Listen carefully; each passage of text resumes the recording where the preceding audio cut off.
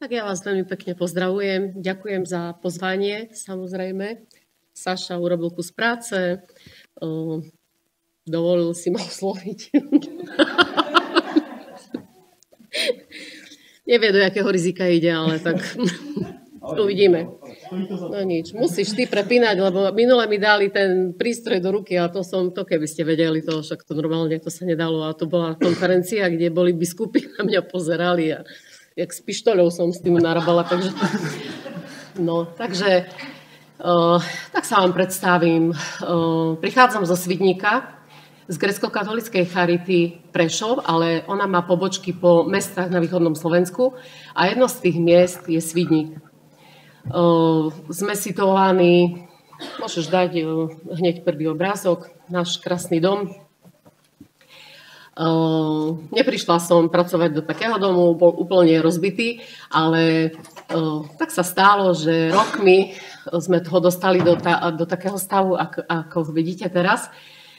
Sme situovaní v centre mesta, dostupnosť je tam dobrá, takže najprv to bol klasický rodinný dom, lebo my sme v centre mesta v rodinnej zastávke, kde sú rodinné domy.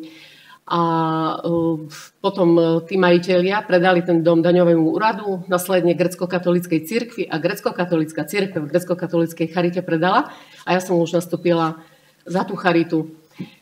Takže viete, ten dvor, ktorý tam vidíte tiež, slúžil aj ako miesto, kde sa odkladal odpad stavebný, keď sa budovala alebo rozširovala grécko-katolícky kostol alebo cerkov, u nás sa tak hovorí cerkov. A susedia, viete ako to je, že zariadenie je medzi domami, kde žijú normálni ľudia, tak oni asi sa dohodli, neviem, mali protištátne reči proti tomu, že je strašný brajgel pri dome. Tak jedno ráno moja suseda sa prišla so mnou seriózne vádiť, hej, že urobte si poriadok, lebo vaše myši chodia ku našim kúrkam, to ako ku slepiciam, hej. A ja som sa na ňu pozrela a hovorím, že naše myši majú prísny zákaz chodiť ku vašim kúrkam. Ona na mňa pozrela ešte viac prekvapená a ja hovorím, že budú sankcionované. No ale viete čo, páni, poďte so mnou, však tu sme prerábali dom, poďte vám poukazujem priestory. Viete, ženy sú zvedavé, nie? Tak ona hneď išla za mnou. Ja hovorím, tu budeme mať také priestory. A sme zišli do kancelárie a ja jej hovorím, že nedáte si kávu? A ona už len sa oprela o zarubňu. Ona normálne nechápala, že ona sa prišla vádiť a že ja úplne som ju doviedla až ku káve. Takže keď som to hovorila na jednej konferencii, tak pán biskup zareagoval, hovoril, že veľmi sa mu to páči, lebo nemusíš ty stále vyriešiť každý jeden problém, každú jednu sťažnosť, že takto príde za tebou a ty už, čo vy si dovoľujete ku mne. Proste normálne v pokoji, úplne upriam pozornosť na iné a dá sa aj ináč reagovať. A my na tej grécko-katolíckej charite sa o to snažíme. Takže potom môžeš dať aj ďalej. Ešte tu vidíte babky osobnosti. Toto sa robí v rámci nácviku pracovných zručností u nás. Tá fotka, tam to je blahoslavený Peter Pavel Gojdič, ktorý založil charitu.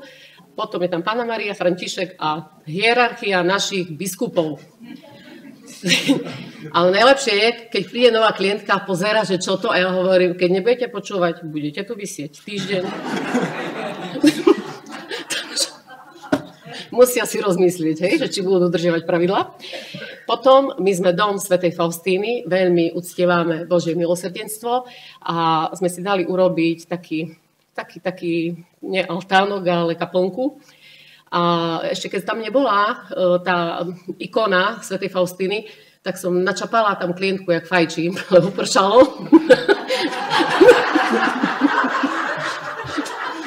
Keď som išla do práce, pozerám, kto to vypaľovala zobáčik.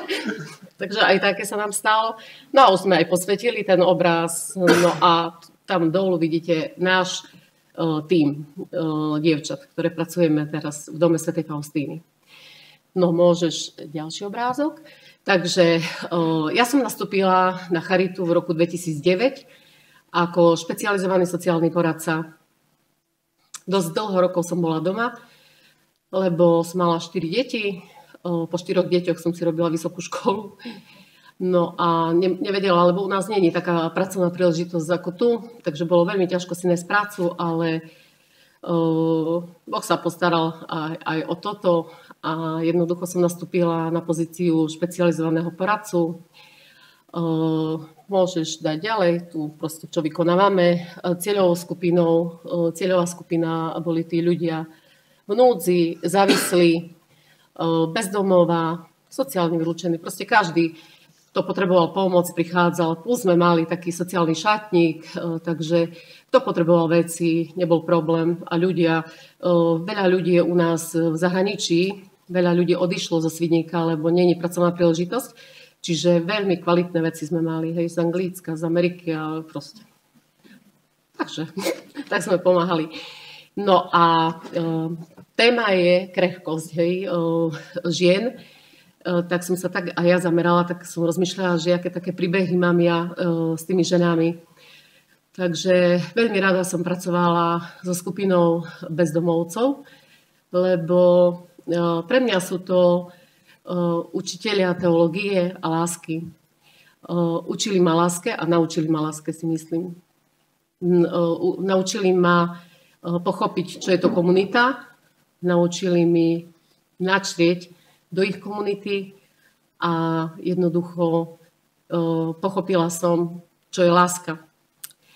Lebo som videla, že nemám lásku voči tým ľuďom. Takže všimala som si, že vo Svidníku boli také dve bezdomovkyne. Jedna bola vydatá, ale potom sa rozviedla, tak chodila, viete, tými chlapmi, každá jedna z nich bola veľmi zneužitá. Ale už nedalo sa jej pomôcť, lebo nechcela prijať tú pomoc. Až jedného dňa prišla za mnou, že veľmi by chcela zmeniť svoj život. No ja stále, keď to myslíte vážne, tak prídete ráno o 7 a doriešime veci. Ale ona fakt bola ráno o 7 na charite. Tak podarilo sa nám vybaviť dom sociálnych služieb, poberala dôchodok a oni v tom dome sociálnych služieb už si tie papiere vedeli oni potom zabezpečiť, čiže nebol problém. Tak jej hovorím, že aby si proste, že peniaze na cestu jej dám, veci jej pripravím a na ďalší deň zase nech príde o 7 a jednoducho odíde. Ona fakt prišla ráno o 7. A čo ma prekvapilo, síce dala som jej veci, mala som pripravené peniaze a ona tú čestnosť, akú mala v sebe, ona hovorí, že viete čo, stretla som syna, dal mi 20 eur, nedávajte mi peniaze a toto mňa úplne dostalo a veľmi, stále na to spomínam, že toto som nečakala napríklad ja od bezdomovca, hej, že nepríjme peniaze a pomoc takého charakteru. Tá čestnosť ma dojala na nej. Takže je v domove sociálnych služieb doteraz.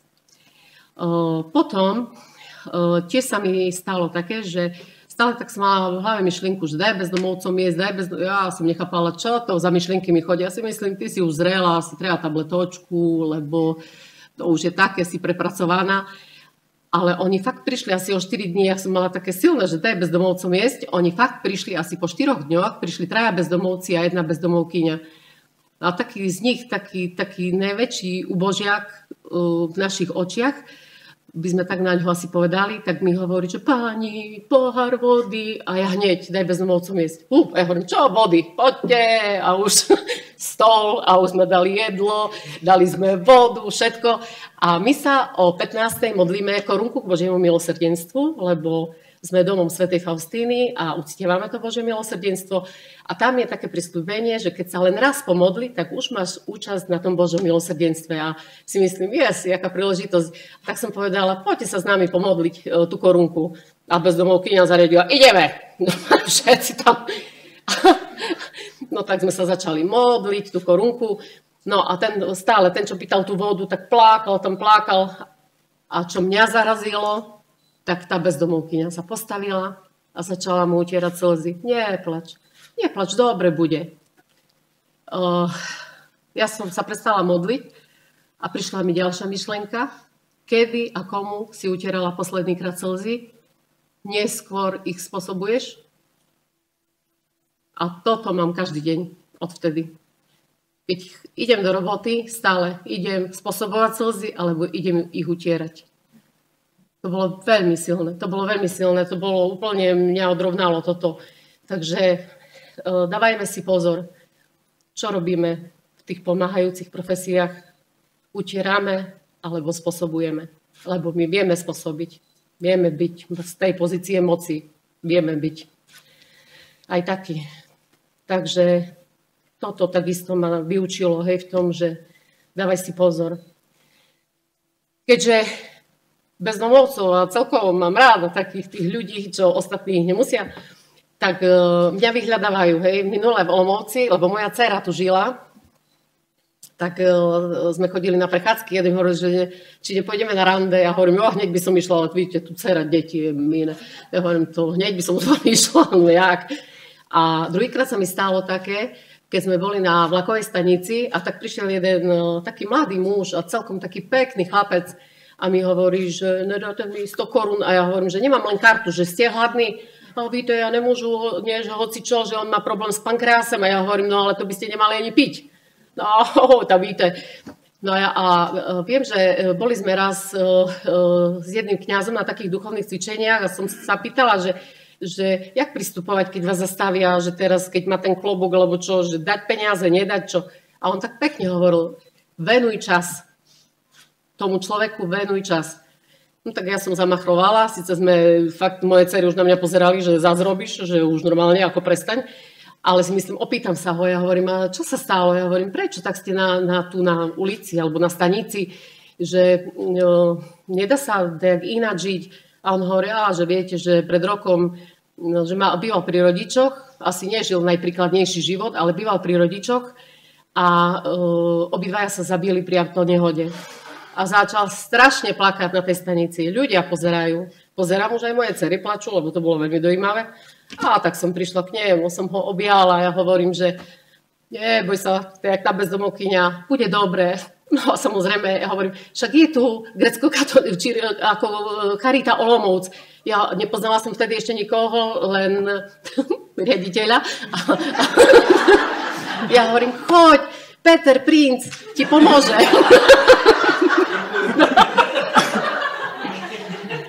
Ja som musela ísť na vlak, takže ja som nemala čas. Ale že keby som mala peniaze, by som... Nie, ale povedal, že keby som mala peniaze, isto by ste mi dali, že 100 korún. Ja vám dala by som ti 100 korún, len už nemám čas. Takže Peter Princ tak odo mňa by dostával také ponuky na pomoc. No a na začiatku, keď som ešte prví moji klienti v sociálnom centre, ja som bola taká nažhavená sociálna práca v maličku, úplne ideš.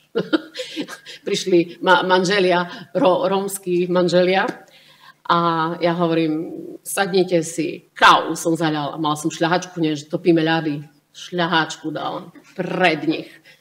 A oni úplne len tak sedeli na mňa, pozerali. A ja som bola taká, že čo, nie, však ti spadne tá šľahačka, nie? A oni normálne nevypili tú kávu.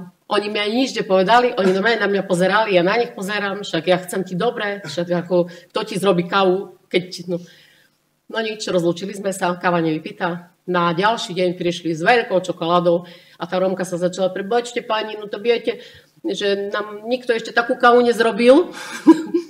No tak som si zobrala z toho ponaučenie, že nikdy nedávajte veľa šľahačky.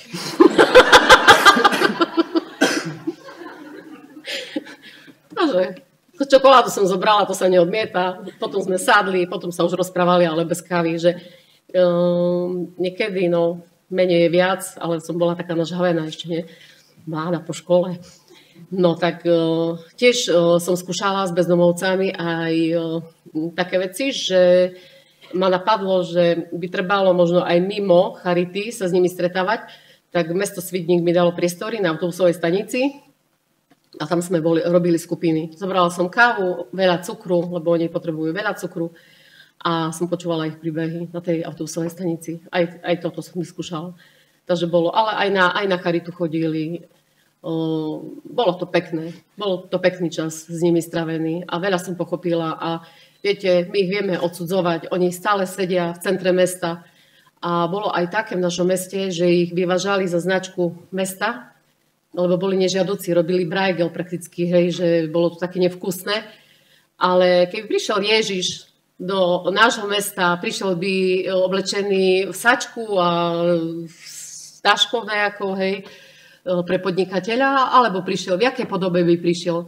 A toto som povedala aj v našom meste, že oni budú stále v centre mesta, že tam sedí na tej lavičke sám Ježiš a my ho všetci úspešne obchádzame. A takto som o tom presvedčená.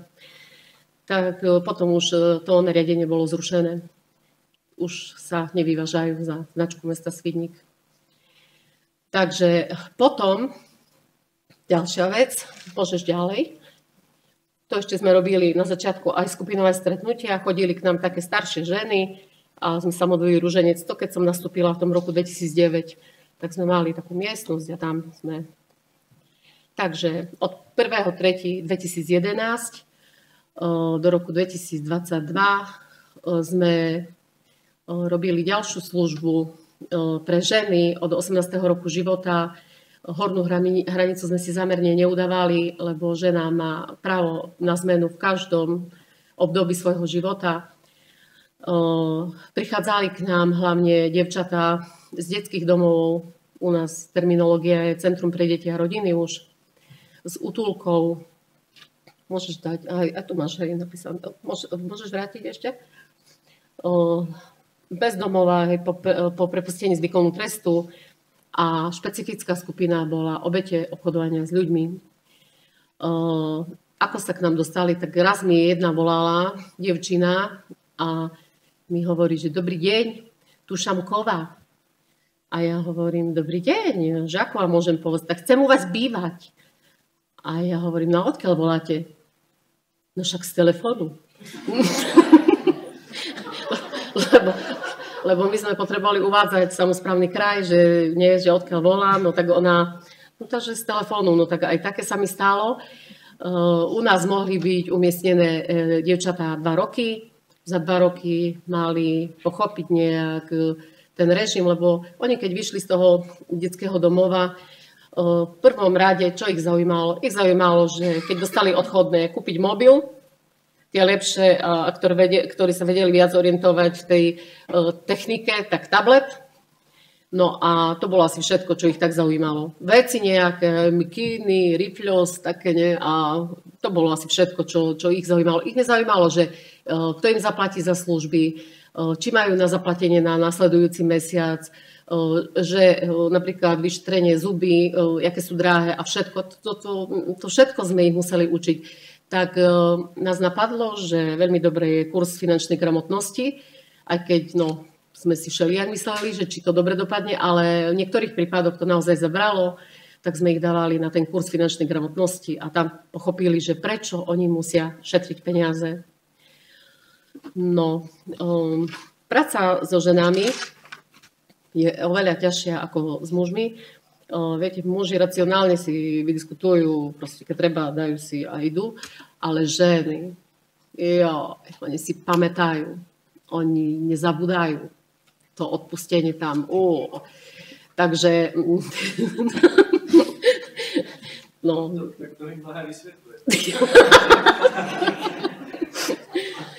proste je to tak, takže je to taká práca. My sa venujeme výlučne ženám od začiatku, čo sa týka pobytových služieb, takže všelijaké situácie sme s nimi pozažívali.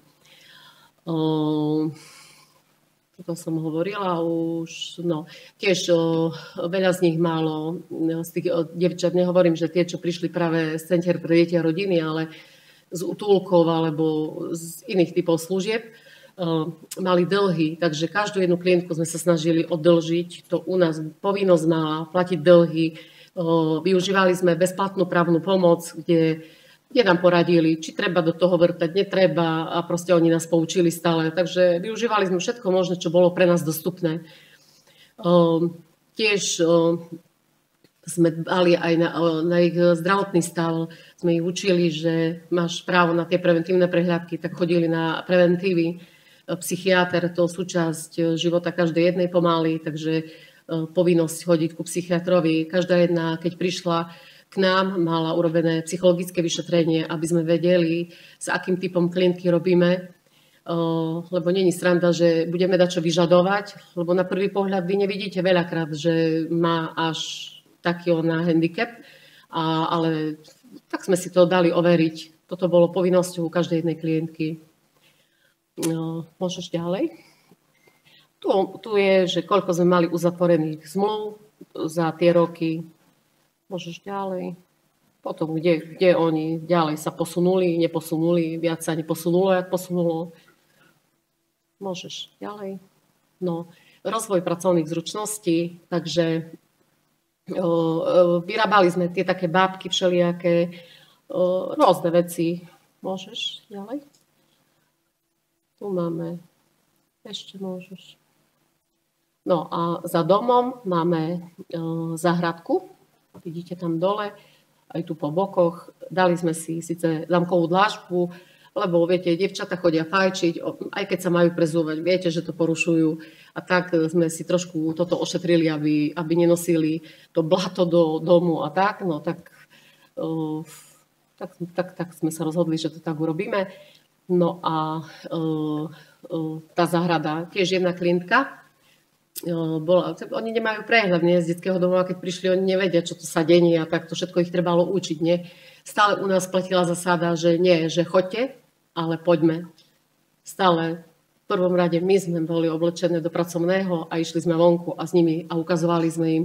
Toto tiež bolo dobré, lebo sme presvedčili susedov, že nám ide o dobrú vec, lebo viete, oni nás mohli hlásiť aj na mesto, aj tak, lebo my sme fakt bývali medzi ľuďmi. Tak toto udržať v pokoji, to bolo dosť problematické, takže toto veľmi presvedčilo tých ľudí.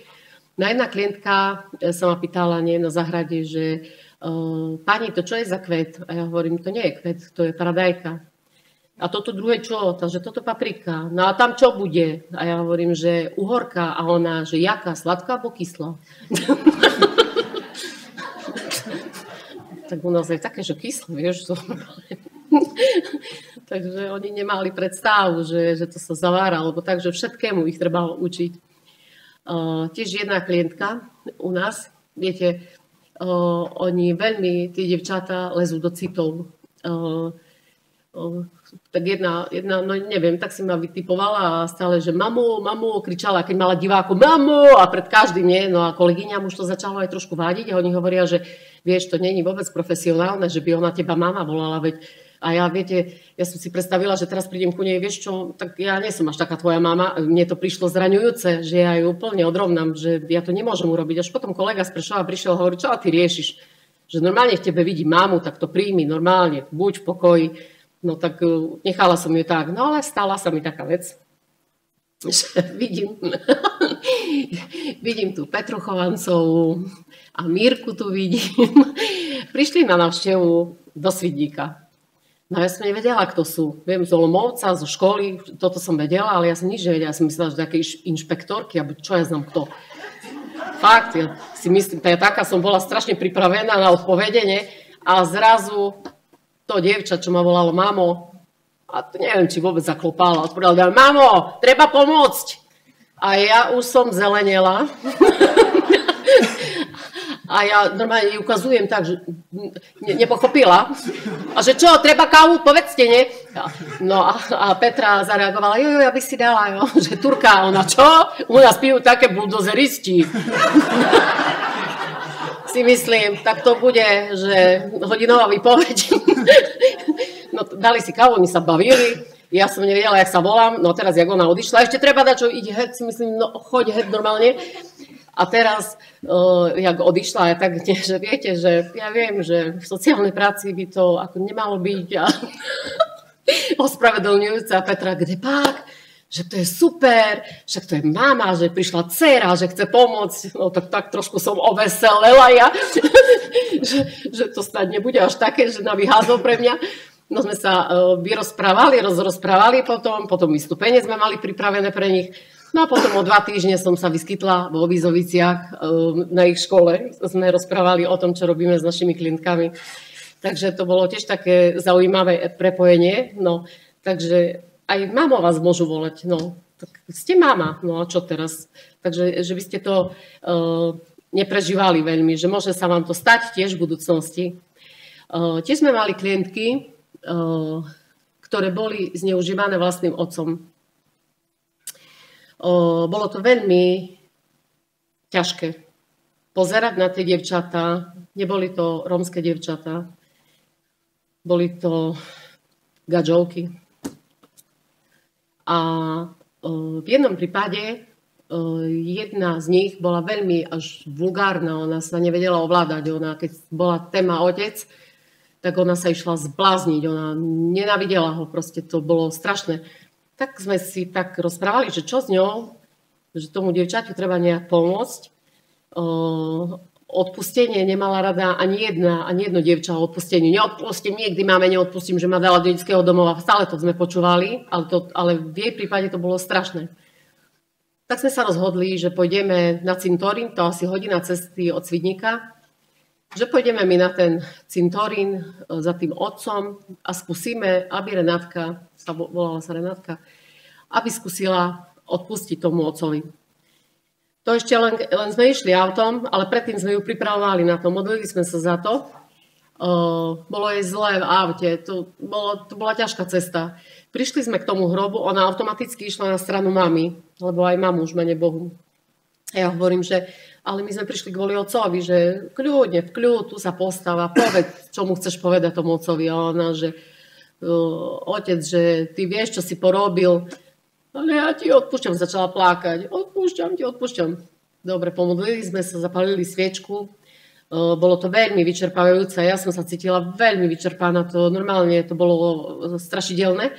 Ale potom som začala bádať na tej klientke, že jednak otca nespomína, vôbec nie je vulgárna.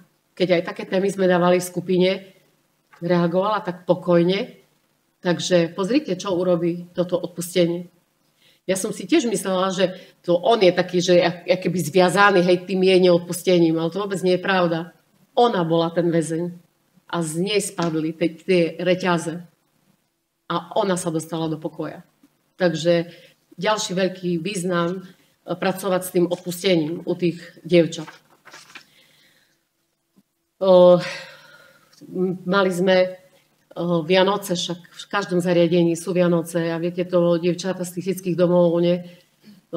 Jedna krajšia, jak druhá, hlavné dievčatka, mali sme ich až 18, kapacita bola až 18, takže to 18 nádherných dievčat. A bol taký jeden rok, že nemali sme absolútne potraviny, nič sme nemali a teraz ja som nevedela, čo teraz.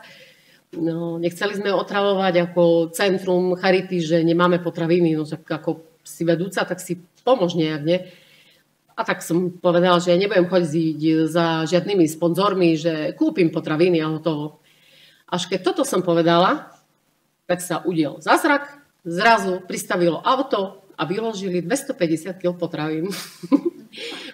Takže sme mali zabezpečené nádherné Vianoce a vtedy dievčatá nosili, ja som plakala v kancelárii, že jak som ti, Bože, nemohla veriť, veď kde by ty si siroty nechal hladné, veď to by nebol Boh, to bolo úžasné niečo toto pozorovať, že neskutočné. Takže stále som bola vyučovaná, že Boh myslí na ženy a na ich krehkosť. Pred Vianocami to bolo stále najťažšie v našom zariadení, lebo bolo veľa plaču. Dievčatá, pesničky, v telke pesničky, také všetko, naladenie, rodina. A boli tam aj staršie ženy, ktoré prišli kvôli alkoholizmu, manžel alkoholik, prišli o rodiny a toto si všetko začali uvedomovať. Mali veľmi narušené vzťahy v rodinách a toto na nich tam všetko začalo doľáhať v tom našom zariadení. To obdobie bolo náročné, vám poviem. Každé Vianoce to bolo u nás ako také smutné, no aj smutné. Samozrejme, však sme aj spievali aj všetko, ale zažívali sme smutok. A vtedy sa vám nechce tak smiať, lebo keď vidíte tie životy nie na poriadku, tak nie je to jedno. Tiež, viete, naše ženy tiež tu žili po vzťahoch, ale s chlapmi, nie? Jedna mala frajera v Prešove, ona prišla ku nám a prišiel za ňou a ju pozval na kávu. Ona prišla, ona bola Ukrajinka a prišla do zariadenia a hovorí, pani vedúca, kým ja vypila jednu kávu, on vypil 4,5 deci, zavislivý bol mocno. Závislý by mal byť. No, ona si to pomenila a povedala, že závislivý. No. No a teraz ideme na takú trošku vážnejšiu tému a to sú dievčatá, s ktorými bolo obchodované. Takže v roku 2013 mi prvýkrát zavolali z polície, že majú dievča, ktoré bolo v Anglicku, bolo s ním obchodované a že či máme voľné miesto a nám ju privezú do zariadenia. No si myslím, že však dievča je dievča, klientka je klientka. To, jak som neuvažovala, u nás totiž nikdy nebolo to, že pokiaľ bolo voľné miesto, že sme si vyberali klientov. Toto u nás neexistovalo ani neexistuje doteraz. Stále, keď je voľné miesto, ide, kto príde podľa poradia. Nerobili sa nikdy také caviky, že ty hej, ty nie, ty sa nám páčiš, ty si taká, nie. Každý človek má príležitosť na zmenu a toto veľmi akceptujeme u nás, takže aj ona prišla. No keď som videla tú vydesenú tvár, plnú nedôvery, s tou igelitkou, jak tam stála, prišli 2 policajti, my sme ich volali 5XL, 5XL prišli a ešte neboli ani v policajnom oblečení, boli v civile, ja som im neverila, museli mňa presviečať, že sú policajti. Ukazoval mi, ja si myslím, no to čože mi ukazuješ ten odznak, však ty si ho môžeš vyrobiť, no stále nedôvera. Mali som to. No, tak akože dôveruj, ale preveruj. No a začalo sa pracovať aj s touto klientelou. To dievča začalo pomaly otvárať, tak samozrejme potrebovala zažiť, vojsť do tej dôvery. To nie je sranda, aby vám povedala tak závažné veci, ktoré sa s ňou diali tam. No a potom prišla 2., 3., 4., 5., 6., až bolo ich 16, tých dievčat. V jednom prípade som bola aj kľúčový svedok, čiže som sedela pred pasakom, no a hovorím, že to boli šoky aj pre mňa. Viete, ja nikdy v živote som nemala, tak v rodine sme nemali problém, som nevedela, čo je to súdnictvo, policajti a takéto, mňa to samo šokovalo. A teraz aj v takom zariadení, viete, keď prišlo také dievča, bolo treba súdny ználec, psycholog prišiel, súdny ználec, psychiater, teraz vyšetrovatelia chodili, tí operatívci chodili, každému správať sa, spisy, všetko na poriadku. Začal riadny kolotoč u nás. No a raz prišlo jedno dievča a ona vôbec neprišla s tým, že je obchodovaná, len ju privezol jeden pán. Ale po tej skúsenosti už mi bolo také divné, že pán, taký 50-tník, ona bola rómske dievča nádherné a on biely chlap, si myslím, to také netypické, nie? Aspoň u nás to také fakt, že je netypické. Tak ja sa jej pýtam, že kto je ten pán? A ona hovorí, to je ujo, ktorý mi pomáha, si myslím, počkaj. Tak keď boli večerné skupiny, tak začala som dávať také témy o vzťahoch a tak a ona prvá reagovala, to viete čo, mne keby sa také stalo, tak ja to neprežijem. No ale nevydržala to dlho hrať, lebo ja som videla, on aj za ňou tam chodil dokonca, ona bola stále strašne nervózna. Potom po mesiaci prišla za mnou, že mi musí niečo povedať, no a vysypala, robila prostitúciu v Taliansku 7 mesiacov, no potom som volala policajtov a už to začalo, ten proces vyšetrovania a všetko.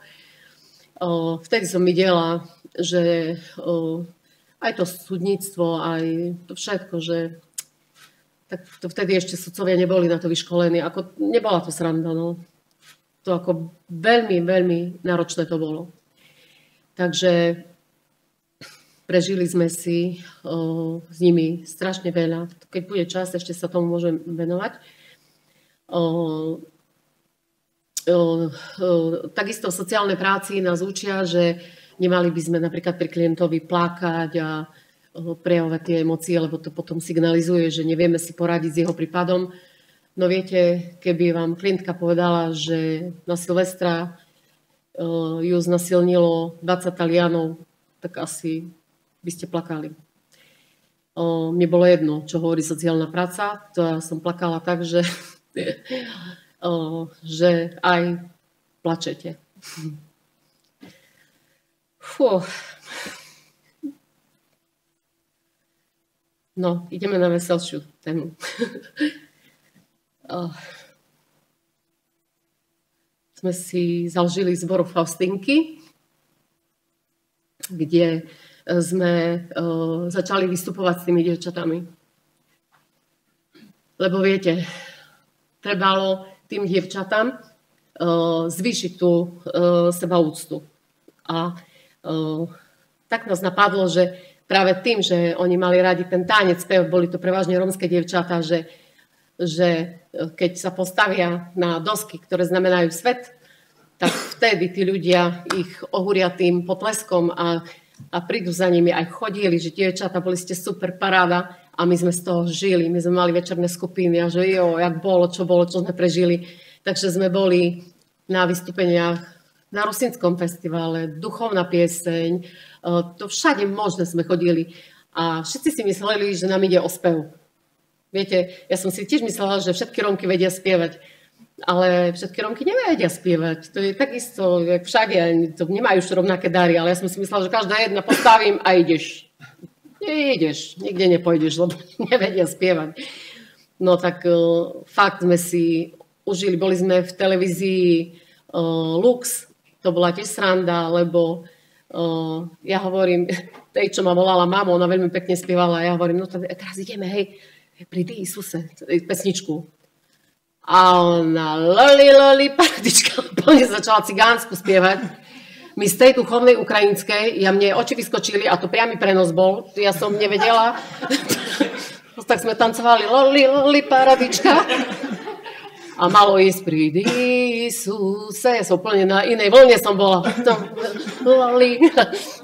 Tak sme išli do Loli paradičky, že to sú také momentky, na ktoré sa nedá zabudnúť, to je paráda. Kde sme boli na Rusinskom festivale, no ja som zalaminovala tieto slova, nie? A tak som dala, lebo oni si nevedeli tak zapamätať texty. A ona, mamo, nevidím. A televízie nás brali, nie? A tá, čo to všetko režirovala, ona normálne bola na nervy. Ja som musela prísť a teraz musela jej dať pred oči, bo nevidela, strašne slnko palilo tam. Fú, tá ona hovorila, už potom nás nevolali na festival Rusinsky.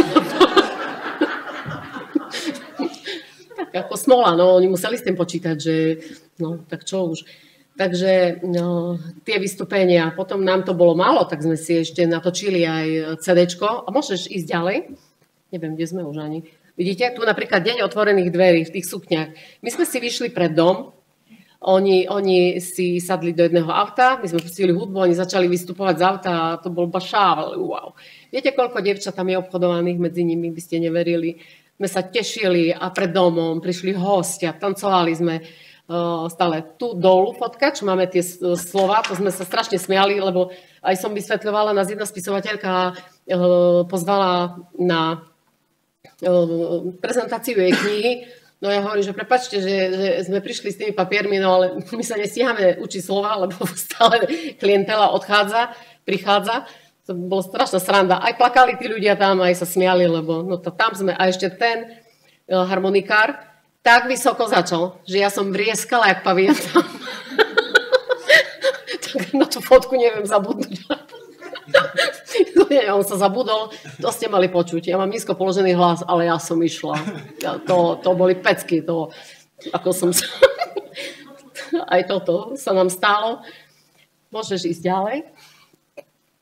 No tu karneval, tu aktivity, hej, že čo sme všetko robili. Napríklad, keď bol deň otvorených dverí, tak sme predávali náš charitný časopis Cesta, išli sme s primátorom a s našim riaditeľom a duchovným, išli sme po meste, predávali sme charitný časopis Cesta a potom za peniaze, ktoré sme vyzbierali, sme išli do Sanktuária Božieho milosrdenstva v Krakove so všetkými klientkami. Bo hej, furt modlievať sa musím sa modliť a prišla do Krakova a tam bolo 1000 ľudí a ja hovorím, modlievať sa? Tu pozeraj. Dick, vidíš?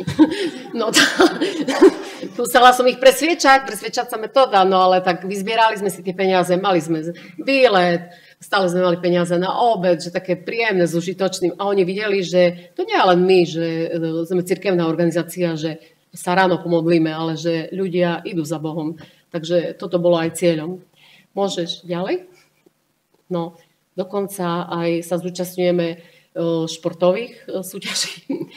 Máme beh v meste Svidník, no tak normálne chodíme behať. Mali sme takú 66-ročnú klientku a bože, odpust, nechcem sa z nej vysmievať, nie? Ale viete, ona behala a my sme na ňu zabudli, že ona ešte nedobehla.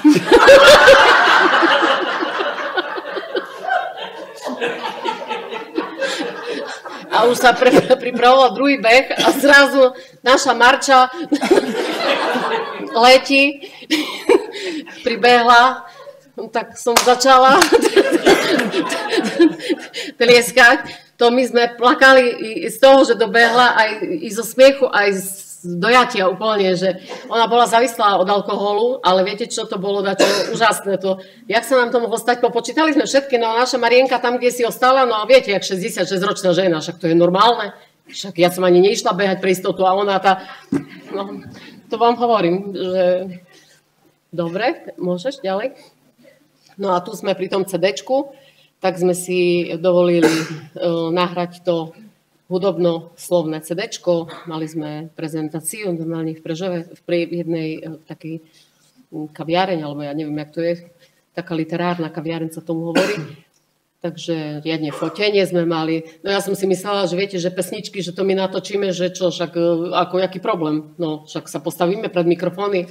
Však to celé dni, však ja myslela, že mi koniec stade, keby ja toto vedela, že tam to sa tak dlho nahráva. A on, že zvuky, tu zvuky, a on, že prestaň, normálne, však jaké tam zvuky, ty furt počul zvuky, ja som nič nepočula. A stále, keď sme na túto pesničku cigánsku išli, a on, že chcem energiu, no jak energiu? Ja hovorím, devčata, však sa normálne, nie, však sa, potom tá moja, čo ma mama volala, nie? Lali, začala ona, Lali, už potom sme išli, on také slzy potom, ale si myslím, si spokojný už, no nás zničil, vám hovorím, ten chlap, viete, on sa nechcel hanbiť, on si nezničí meno kvôli nám, ale on nechápal, že o čo nám ide, že nám nejde o spev, že by sme boli perfektné, že tu ide o veľa viac. Tam spievali dievčatá, s ktorými bolo obchodované, ktoré boli úplne na samom dne, pošľapané, zničené. A tie dievčatá majú pamiatku takého charakteru.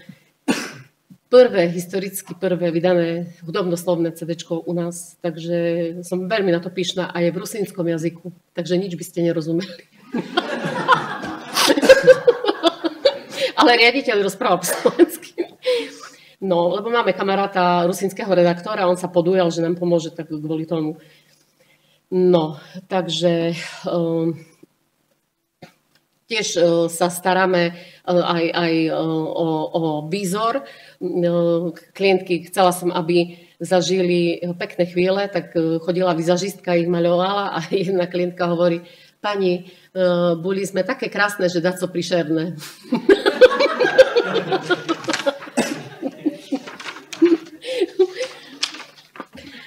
No, môžeš ďalej? Tu tiež sme robili výskum zameraný, čiže teória sa nám potvrdila s praxou. Na prvom mieste pri tom výskume vyšlo, že modlitba je dôležitá, ale aj práca, modlitba, práca. To sa zhoduje aj s odbornou literatúrou. Čiže naše dievčatá veľmi obľubujú chvály napríklad, lebo keď išlo o rómske dievčatá, tam predsa je slovo, svedectvo, hudba, oni proste to sa trhali, keď išlo o chvály, stále chceli chodiť na chvály. Ale mali sme napríklad aj také, že adoráciu, mali sme úzkú spoluprácu s našim kňazom o farnosti, on Eucharistiu vyložil a bolo nás 18 dievčat, tak každé dievča pol hodiny išlo, nemuseli sa modliť, len si sadnúť pred Eucharistiu a tak sme mali celý deň vo štvrtok vyhradený. Využívali sme veľmi, lebo moc Eucharistie je neskutočná. Takže uzdravujúca, kňaz nám vysvetľoval, to máš jak slnko, ty nič nerobíš, ono ťa opaľuje. Takže stále sme išli s tým nastavením, že len seď, nič nerob. Tak toto sme. No a tak duchovný program, tiež u nás prebehlo niekoľko krstov. veľmi duchovného programu sa chytali práve dievčatá, s ktorými bolo obchodované. Mali sme všetkých dokopy 9 krstov. Medzi nimi bolo najmenej 4 klientky, s ktorými bolo obchodované. Viete, na súde sa ma pýtal sudca, že myslíte, že uvedený skutok sa stal?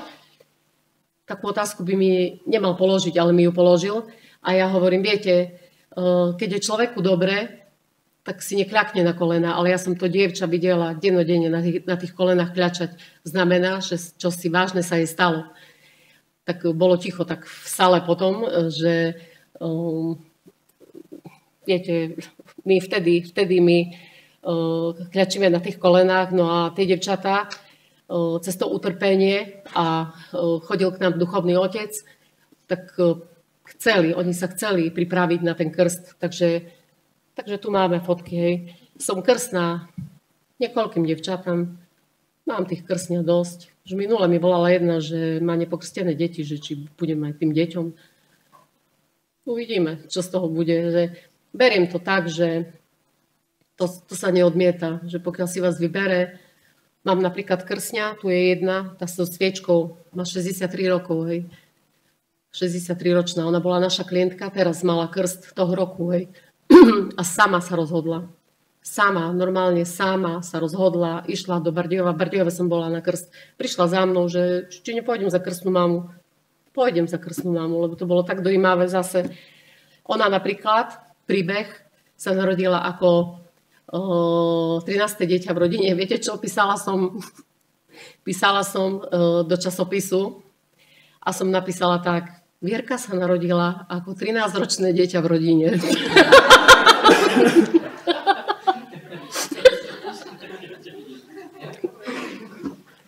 Viete, čo to bolo? A bola mi tá naša, čo má na zodpovednosti, dáva tie príspevky, ona hovorí, ako si to myslela? A ja hovorím, to tak, že 13-ročná, že no, tá 13-ročná sa narodila.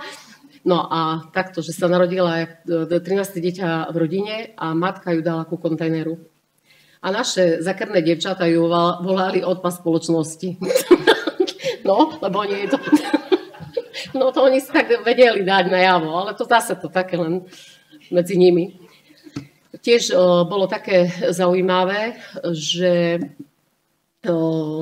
naše dievčatá, aj s ktorými bolo obchodované, každá jedna, ktorá prišla po tom obchodovaní, ešte študovali, lebo oni väčšinou mali skončené špeciálne základné školy a mali ešte možnosť študovať druhý odbor, tak študovali v Sníne, normálne trojročný odbor, každá jedna potom ešte vyštudovala, čiže boli sme v tomto smere špecificky, to neviem, že by niekto robil na Slovensku. No, tiež medzi obeťami, môžeš ďalej. No, tu ešte vám poviem o svadbe. Robili sme aj svadbu na charite. Tá prvá fotka, to je Inka Joško. Joško minulý týždeň zomrel, mal cirhózu pečene, mali už 4 deti. No a môžeš ďalšiu ešte fotku. No a toto je moja prvá obeť obchodovania s ľuďmi, ktorá ma pozvala na svadbu a mala som jej robiť náhradnú mamu. Prišla som na tú svadbu, ona ešte nebola oblečená do šiat a mi hovorí, len vy ma môžete obliecť do tých šiat. Ja som sa naplakala, bože zlatý, som ju obliekala, nie? A tak sa otočila a mi hovorí, máma. To hovorím, to sú tak silné veci. No, takže Monika sa volá, toto dievčatko. Vydala sa, no. Tiež sme mali obeť obchodovania. Zomrela 29-ročná, matka 2 detí, bola zneužívaná hrubo v Nemecku. A stále sme sa dohadovali s kolegyňou Járkou, ktorá je tu, my robíme to obchodovanie. A okrem iného, že robíme na charite, každá svoju pozíciu, ešte robíme aj obchodovanie s ľuďmi. A tak sme, že kedy my pôjdeme za tou obeťou. No a sme prišli, ona bola na onkológii. A prišli sme na tú onkológiu, ona bola zomierajúca. Ja hovorím, že rýchlo, že kňaza. No a bola tam zdravotná sestra a veľmi necitlivo reagovala. A ja hovorím, že kde nájdem kňaza? A ona mi, čo vy viete, ako je s jej vierou? A ja hovorím, ja sa nepýtam, jak je s jej vierou. Ona je zomierajúca. Vedľa ležala pani, ktorá bola tiež zomierajúca, tak tam sa chodilo okolo nej tak pekne. A tá naša Helenka tam si ležala, mala jednu kolu za 20 centov. Tam mi hneď, že ideme jej kúpiť dačo. Išli sme do Teska, jednoducho nakúpme jej veci. A potom sme sa vracali a zase tá sestrička, ktorá už asi je vyhoretá, nemá nervy, alebo ja neviem, ja ju nechcem súdiť. A teraz my hovoríme, že môžeme odniesť ten nákup. A ona, to bol postoj. To sme plakali celú cestu. To bolo tak pre nás ťažké toto vstrebať. Viete, to zomiera človek, mladý človek. No, zomrela ona. Takže zažili sme krst, svadbu, aj ten pohreb klientky obchodovanej. No, svadba, keď vrátiš tú Inku, aby síce on zomrel minulý týždeň mi volala, že zomrel, ale my sme mysleli, že on nemá rodičov. No a keď bola odobierka, u nás to tak pompézne, odobierka je, no to sme sa modlili za jeho zomrelú mamu a o týždeň mi prišiel povedať, že ju videl na Vranovskej stanici. Tam je už večná pamiatka zaspievané. Stala z mŕtvych. Ja neviem, čo sa stalo. Že tá mama tam u Vranove na stanici. Ja hovorím, jak u Vranove na stanici, však zomrela, nie? Však sme sa modlili. Nie, bo on neznal dobre. No takže bolo, a tiež bola sranda, keď mali prísahu, tak tá Inka hovorí, ja Jozef, beriem si teba Jozef. Museli to ešte raz. Nepovedala Inka, to som stresovaná. Prvýkrát sa vydávala, no toto tak. No, ďalej. Ešte máme tam dačo? No tiež chodíme aj na rôzne tak ja neviem, napríklad, že Rada Európy hájiť práva tých našich klientov, tých obchodovaných. Tiež som v expertnej skupine v boji proti obchodovaniu s ľuďmi. A s Jarkom spolu sme sa zúčastnili takisto Organizácia pre bezpečnosť a spoluprácu v Európe konferencie, čiže pozývajú nás aj na také fóra. Môžeš ďalej. Toto je len tak vysvetlené, že čo to je. No a od roku 2022 sme začali poskytovať pomoc ženám závislým na alkohole, drogách a gamblingu. Takže prichádzajú, môžeš ďalej? Prichádzajú k nám ženy, dievčatá, ktoré majú problém so závislosťou. Vôbec to nie je sranda, lebo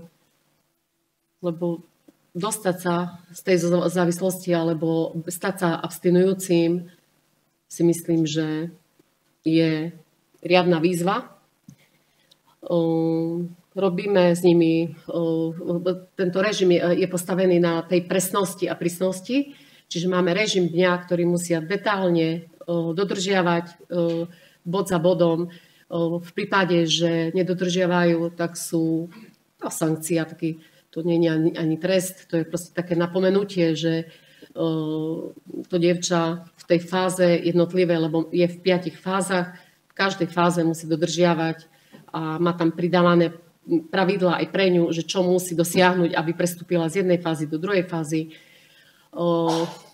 Je tiež stále je problém v rodine. Stále je problém v rodine. Buď biologickej, potom v manželstve, autoritatívny prístup rodičov, manželia odchádzajú za prácou. Jedna hovorí, že odišiel do Holandska, no tak hovorí, si kúpila fľašku, však varila pre 3 synov, no tak čo, však si nalajem toho vína, však si dám víno. A hovorí, že najprv si dala víno, potom sa už tešila na víno, no a potom už nevedela bez vína žiť. No a to je aj komické situácie. Ona hovorila, že ona preskakovala ploty, že poštárka hovorí jej mužovi, že pozrite, žena vám uceka cez plot, že ona pre alkohol sa išla zabiť, ona proste jej bolo jedno. A raz, že si mala tuje a tam si dala fľašky No len ona nevedela, že oni majú kamerový systém. No, a on sa robil, že ide akože strihať. Ona, jak on znal, že jak práve do tej tuje išiel, no našiel jej tam fľašky. A ona hovorila, že nebolo pred ňou v zámku, aj keby neviem, kde kľúče schoval, našla. Ona hovorila, že pred alkoholikom, no nevedeli s ňou rady. No a ona naozaj, tá klientka je v 4. fáze, ale ona fakt na sebe máka, len tragédiou je to, že už keď klientka na sebe máka a rodinní príslušníci, my máme napríklad, že rodinné stretnutia a neprídu. Oni proste, ich to nezaujíma, že oni musia mať inú domácnosť, čistú domácnosť, jednoducho príjmať tú ženu, dávať jej podporu. Nie. To je veľmi, veľmi smutný pohľad, lebo ja viem, že narobila chyb, keď 20 rokov pila, tak viete, že tam je spúšť v vzťahoch, ale že vidím, že veľmi ťažký návrat je normálu. Veľmi ťažko sa navracajú oni. A k tej abstinencii, no, takže trapíme sa, jak vieme, si myslím, že trapíme sa, robíme odbornú robotu, ale je to ťažké naozaj s tými ženami. Ja tak stále vidím v tých farbách, že domov na polceste a resocializačné zariadenie, že v domove na polceste, keď prišlo dievča, prišlo oranžová, žltá, červená, bordová v tých farbách. A do resocu príde žena vo farbe čiernej. A my pomaly pridávame žltú, ružovú, aby ten obraz bol krajší. Lebo to príde smrť, to normálne. To príde po liečbe a ona je hotová. Nič, depresia ťažká, vidie len pred seba. A teraz pomáli ju rozhýbať, tupoť a nechce sa im na prechádzku. Máme terénne aktivity, ťažko, všetko ťažko padne. No a ešte keď rodina nie je podporou, to ani nemá zmysel, motivácia a stále nájsť tú motiváciu, prečo sa oplatí nepiť, prečo sa oplatí abstinovať. Tiež keď prichádzajú mladšie ročníky, drogovo závislé dievčatá, veľmi ťažký pohľad je. Ale stále je problém v rodine. Stále je problém v rodine. Stále je problém v rodine. Toto jedno majte na pamäti. Že keď sa nerozpráva s tými deťmi, nevenuje sa im pozornosť, podnikateľské aktivity, všetko možné, kúpim, dám, všetko majú, ale nemajú základné, oni nemajú tú lásku. Koľké prídu tak, že normálne môžem vás objať? Túžia po láske, po objati. Koľké dievčatá tak prídu. Ale nielen, že domové na polceste, teraz v tom resoci, hej, keď porovnávam. To je deficit lásky na všetkých stranách. No a ešte by som chcela trošku tak vtipného, nie? Bo toľko až plačem tu, ja neviem, čo sa mi dneska robí. Ja sa väčšinou smejem, no dneska to mňa tak doľahlo dajak, že hlavne keď ten duchovný program s dievčatami sme mali a viete, to sú rómske dievčatá a učili sa novým veciam, nie? No tak mali sme také formulky, že modlitba za kňaza.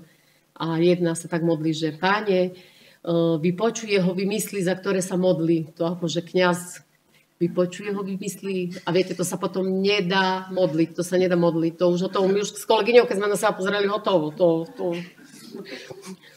Po tvoju bledú ochranu.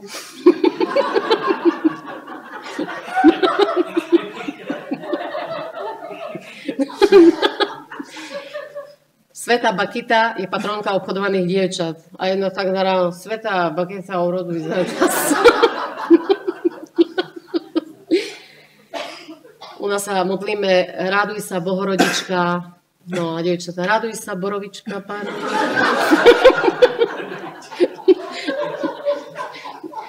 Modlili sme sa ruženec a jedna zabudla, no tie tajomstva, čo sa modlia k tomu a hovorí, že ktorý sa slavnostne utopil. A ja hovorím, dúfam, že aspoň v Jordáne. O Ježišu, čo si umúčil svätú Faustínu.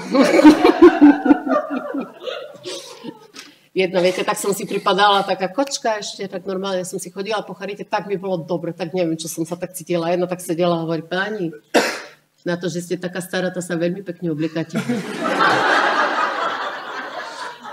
Som bola v realite, som išla pred zrkadlo, že čo? No, a má pravdu. No, jedna mi gratulovala, že páni, všetko najlepšie k 57. narodeninám. To ja som nemala toľko ešte. A ja tak na ňu, že Janka, A ona, prebačte k 60.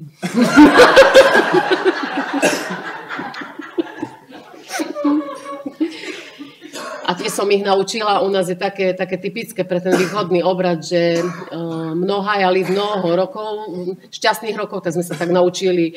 Ale tak, keby aj takto zomrel, no to, že by sme vedeli, niekedy sme taký zbor strašne vychvalený, tak u nás je večná pamiatka, víčna ja pamäť, taká pekná pesnička, to na pohreboch a tak sa spieva.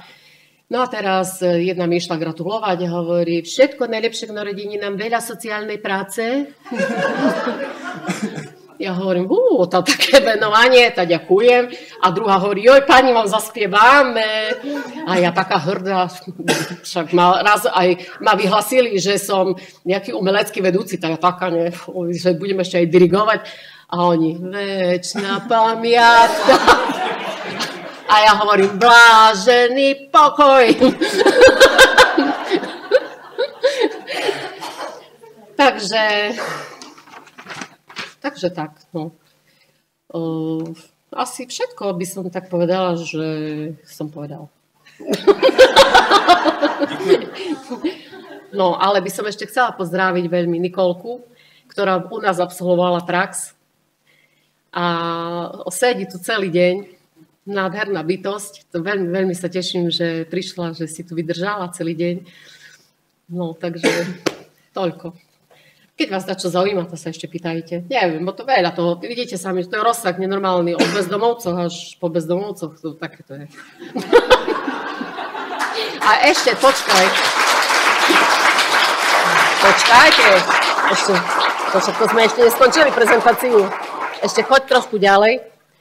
Ešte vám dačo ukážem, toto, no, ako čo poskytujeme. No a ešte toto som tu neprišla.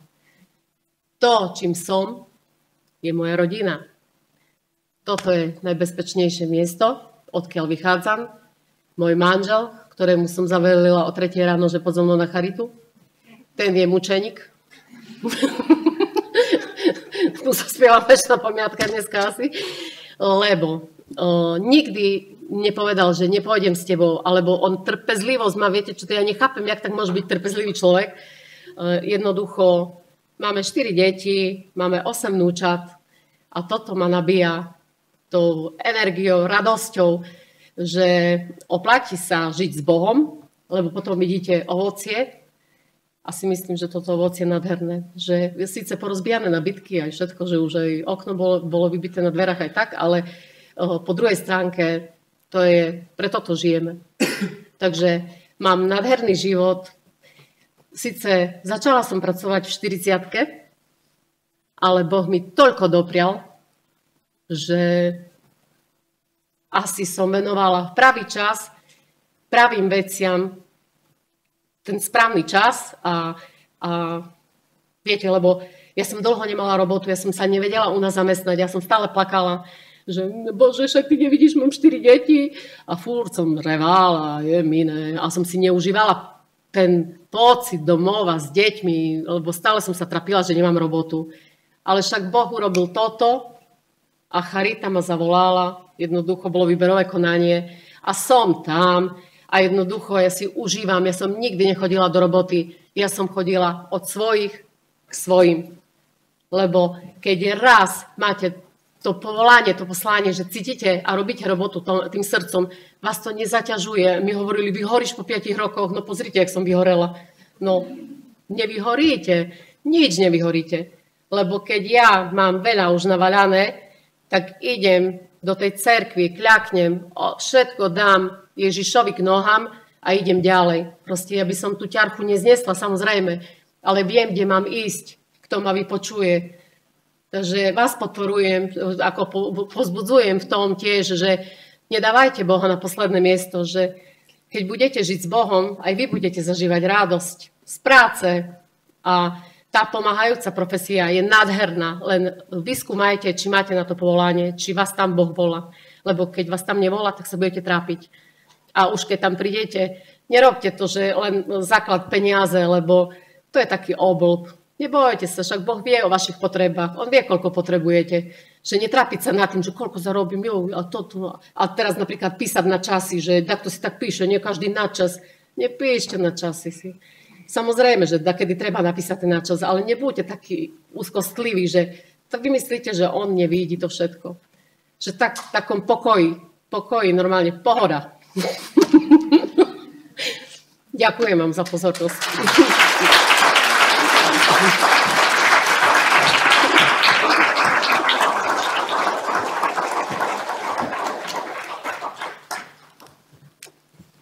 I my moc děkujeme, Helenko. Čas se naplnil. Ještě jednou děkuji všem kolegům z Charity Olomouc, kteří tady jsou, i ti, kteří tady nemohli být, protože drží služby za nás, kteří jsme se tady dneska zúčastnili, že to takhle proběhlo. Děkujeme všem lektorům, kteří vážili svůj čas a přišli se s náma pozdílet, předložit kus své profesní zkušenosti. Vážíme si toho. Děkujeme vám, že jste vážili svůj čas, že si pro tu inspiraci jdete. Dává nám to naději v tom, že tu práci prostě nechcete dělat stereotypně a chcete o těch věcech přemýšlet.